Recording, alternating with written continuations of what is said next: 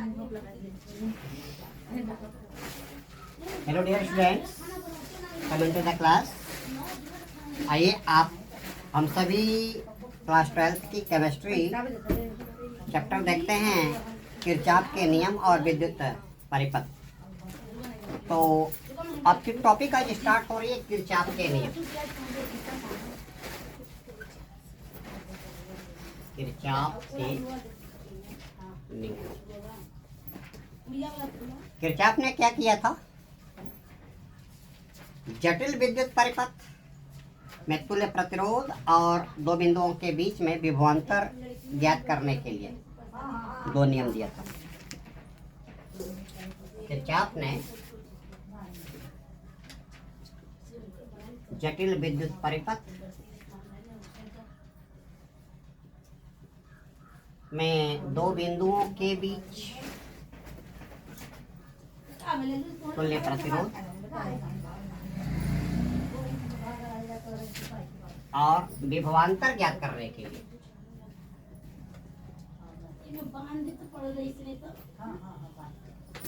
के लिए दो नियम दिया।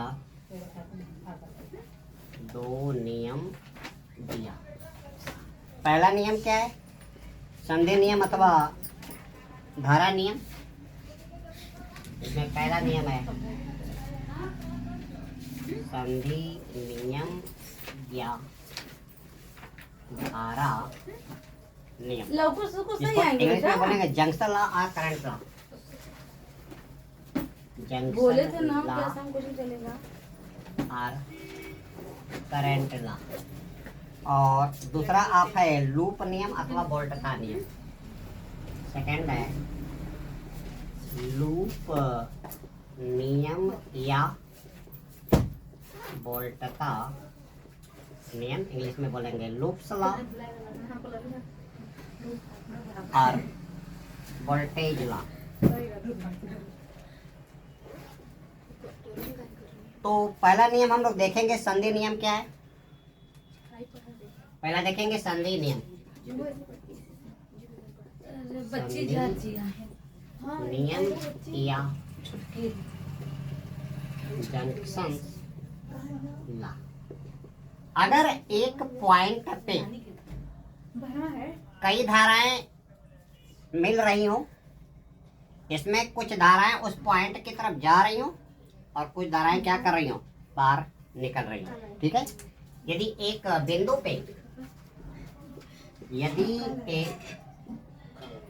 बिंदु पर कई धाराएं क्या हो रही हो, मिल रही हो, जिसमें से कुछ धाराएं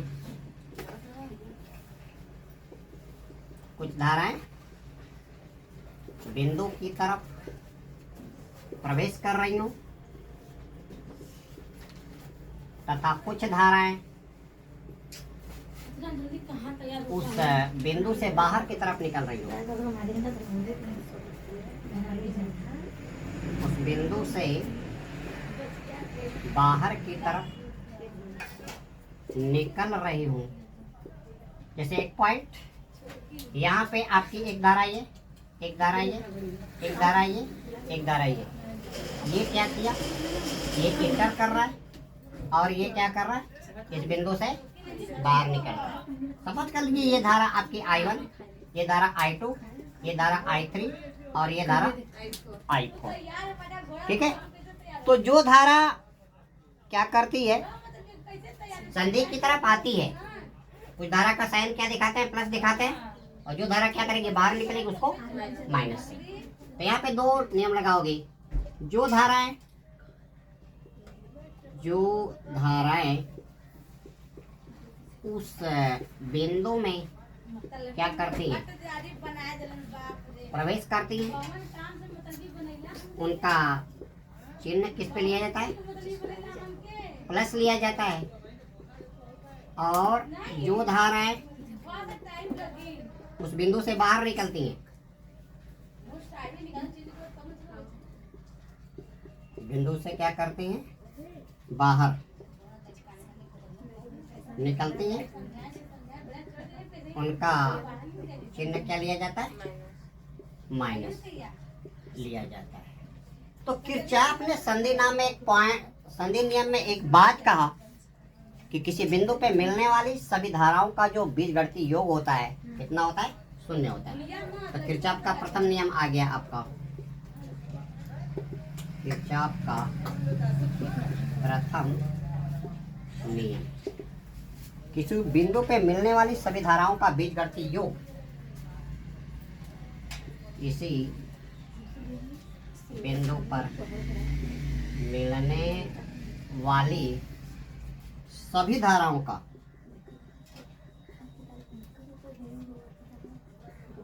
बीज गणितीय योग कितना होता है, 0 में क्या होता है, 0 होता है। यहाँ पे एग्जाम्पल क्या दिया गया, I1 और I2 क्या कर रही है, ये पॉइंट आप ले लो, क्या पॉइंट ले लो, ओ पॉइंट की तरफ जा रही है। I3 और I3 क्या कर रही है, बाहर निकल रही है। प्रवेश करने और निकलने की दिशा को, धारा की दिशा को क्या कर रहे हो, एरो से इंडिकेट कर रहे हो। लेकिन इसको आप सदिश राशि मत मानना, सिर्फ यहाँ पे ये दिखाता है कि धारा किस तरफ से किस तरफ को जा रही है। ठीक है, धारा आपकी क्या है, अदिश राशि है, scalar quantity, it is not vector quantity. अब क्या कहा, किसी पॉइंट पे जो धाराएं क्या कर रही है, एंटर कर रही है, जो धाराएं एग्जिट कर रही हैं, the algebraic sum of all the electric currents becomes 0। तो यहाँ पे हो जाएगा the algebraic sum of all current meeting at a point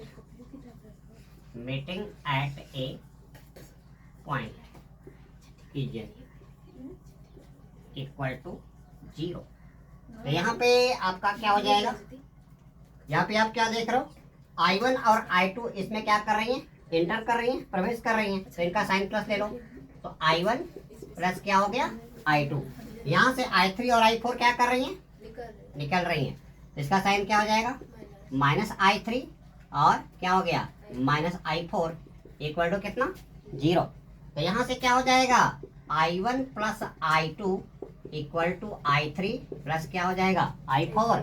इससे एक बात और साबित हो गया कि किसी बिंदु पे जितनी धारा अलग अलग लूपों के द्वारा प्रवेश करती है, अलग अलग परिपथों में, उतनी धारा क्या करती है, बाहर निकलती है। अतः एक बिंदु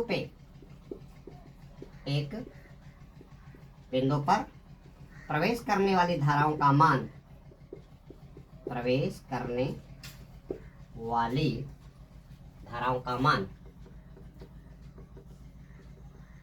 निकलने वाली सभी धाराओं के मान के योग की दोनों जगह प्लस रहेगा।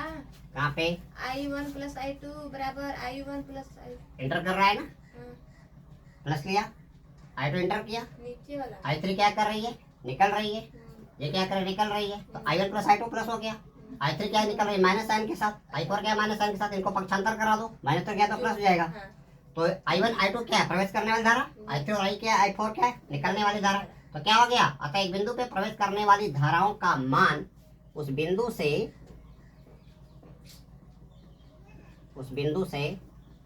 बाहर निकलने वाली धाराओं के मान के क्या होता है, योग के बराबर, धाराओं के मान के योग के क्या होता है, बराबर होता है। ये आपका था संधि नियम।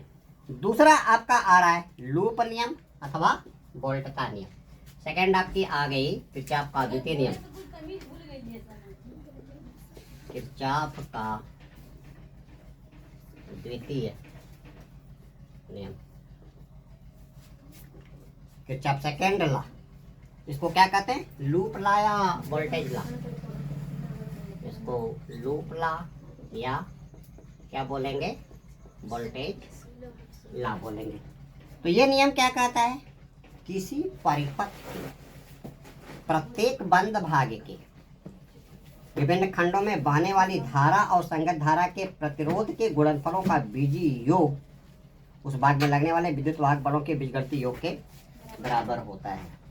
क्या कहा, किसी परिपथ के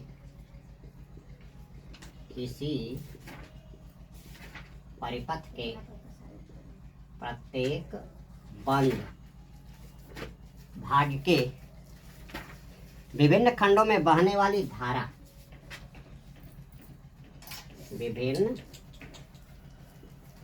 खंडों में बहने वाली धारा और संगत धारा के प्रतिरोध, संगत धारा के प्रतिरोधों का क्या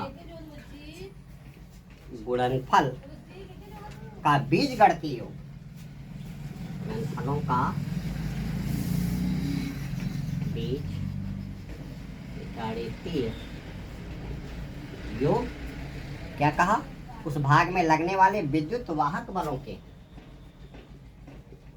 उस भाग में लगने वाले विद्युत वाहक बलों के योग के क्या होता है, बराबर होता है।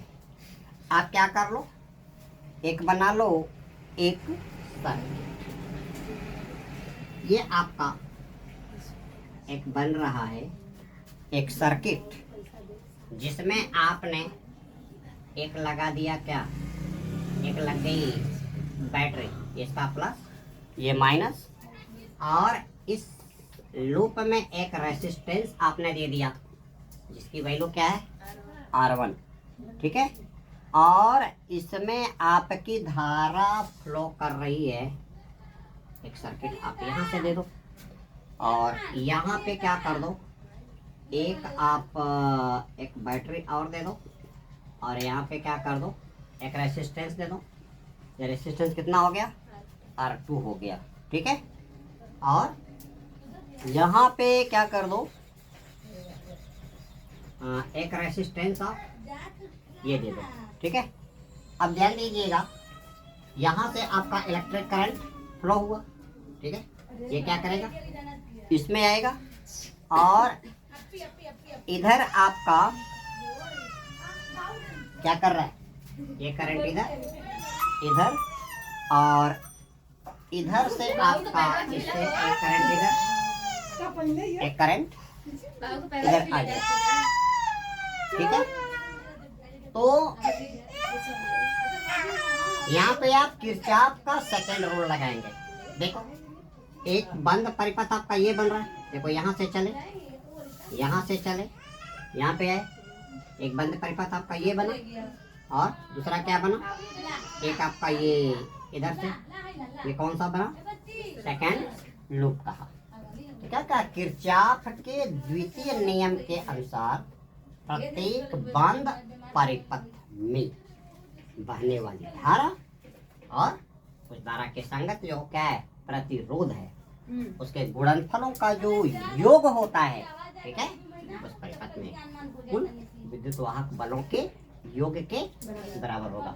अगर आप यहाँ से आप क्या कर लो, मेंस नंबर क्या कर लो 1 ले लो, लूप नंबर 1, तो यहाँ पे क्या हो जाएगा, सिग्मा आई इंटू आर, विद्युत धारा बटे क्या इंटू क्या, तो प्रतिरोध, और ये आपका आ जाएगा इस परिपथ में कुल विद्युत वाहक बल के योग के बराबर, इन धारा और प्रतिरोध का गुणनफल। तो यहाँ पे कितना, अब मान लीजिए इसमें आपकी धारा कितनी जा रही है, इसमें धारा आपकी I1, इसका रेशियो कितना ये, और इसका क्या, इसमें धारा आपकी गई कितनी, इसमें आपकी I2 और रेशियो कितना ये, तो यहाँ से आपका क्या हो जाएगा, आपका I1 इंटू क्या, I1 इंटू क्या, इधर से इधर चल रहे हो ना, इधर से इधर चल रहे हो, I1 इंटू R1 प्लस क्या हो गया I2 इंटू क्या हो गया